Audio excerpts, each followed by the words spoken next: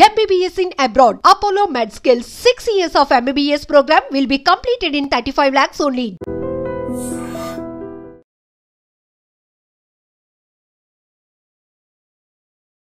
Social మీడియాలో చక్కర్లు కొడుతున్న వార్తల్లో నిజమెంతో తెలుసుకునే లోపే ఆ వార్తలు పూర్తిగా వైరల్ అయిపోతూ ఉంటాయి. అంతేకాదు జనాల మధ్య చర్చకు కూడా దారితీస్తాయి.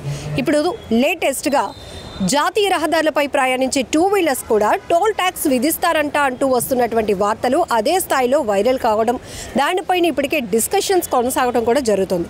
అయితే ఈ వార్తలపై కేంద్ర ప్రభుత్వం ఒక క్లారిటీ ఇచ్చేసింది.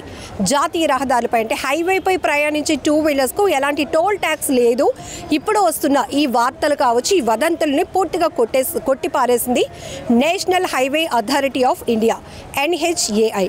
సో దీనిపై కేంద్రం కూడా ఒక క్లారిటీ ఇచ్చేసింది. దీంతో పాటు ఇప్పుడు టోల్ ట్యాక్స్ 2 వీలర్కి విధిస్తారట. అంతకుముందు కూడా ఇంకొకటి వచ్చింది, 2 వీలర్స్ కూడా ఫాస్ట్ ట్రాక్లో అవసరం తప్పనిసరిగా మెయింటైన్ చేయాలి అనే వార్తలు కూడా వదంతులుగా వ్యాపించాయి. జాతీయ రహదారులపై ప్రయాణించే 2 వీలర్స్కి కూడా టోల్ ట్యాక్స్లు విధిస్తారట. ఇది జూలై 15 నుంచి అమల్లోనికి వస్తుందంట అనే వార్తలు కూడా అదే స్థాయిలో వైరల్గా మారటంతో ఇప్పుడు NHAI అయితే క్లారిటీ ఇచ్చేసింది.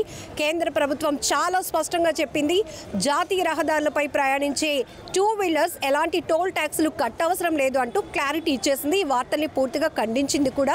సో ఇప్పటికే అతి త్వరగా స్పందించి క్లారిటీ ఇవ్వడం వల్ల కొంత జనంలో దీనిపైన వ్యతిరేకత కావచ్చు, పానిక్ అవ్వాల్సిన పరిస్థితి కూడా లేకుండా ఉందని చెప్పొచ్చు. ఒకసారి డీటెయిల్స్లోకి వెళ్దాం. NHAI ఏం చెప్తోంది? సో ఇప్పుడు ఈ వార్తలపైన ఏవైతే వదంతులు వస్తున్నాయో 2 వీలర్స్కి టోల్ ట్యాక్స్ అంటూ దానిపైన ఎలాంటి క్లారిటీ ఇచ్చిందో ఒకసారి డీటెయిల్స్ చూద్దాం.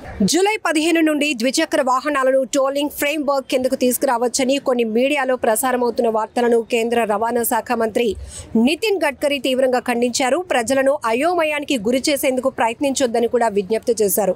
భవిష్యత్తులో కూడా 2 వీలర్స్కు టోల్ ట్యాక్స్ విధించే అవకాశం లేదని ట్వీట్ చేశారు. ద్విచక్ర వాహనాలపై టోల్ పన్ను విధించే ప్రతిపాదనను ప్రభుత్వం పరిగణలోనికి తీసుకోవటం లేదని, అనవసరమైన వార్తలు స్ప్రెడ్ చేయొద్దని కేంద్ర రోడ్డు రవాణా రహదారుల మంత్రి నితిన్ గడ్కరీ స్పష్టం చేశారు. ద్విచక్ర వాహనాల నుండి టోల్ వసూలు గురించి కొన్ని మీడియా సంస్థలు తప్పుదారి పట్టించే వార్తలను వ్యాప్తి చేస్తున్నాయి. అలాంటి ప్రతిపాదన ఏది పరిశీలనలో లేదు.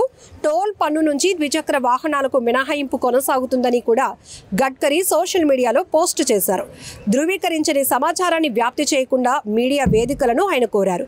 అయితే ప్రస్తుతం జాతీయ రహదారులపై టోల్ ఛార్జీల నుండి ద్విచక్ర వాహనాలకు మినహాయింపు ఉంది. ఈ విధానం ఎలాంటి మార్పు లేదు. అయితే యాక్సెస్ కంట్రోల్డ్ హైవేలు, ఎక్స్ప్రెస్ వేలలో ద్విచక్ర వాహనాల ప్రవేశం మాత్రం చట్ట విరుద్ధం. నిజంగా ప్రస్తుతం ఉన్నటువంటి సమాజం దేనికి ప్రయారిటీ ఇస్తుంది?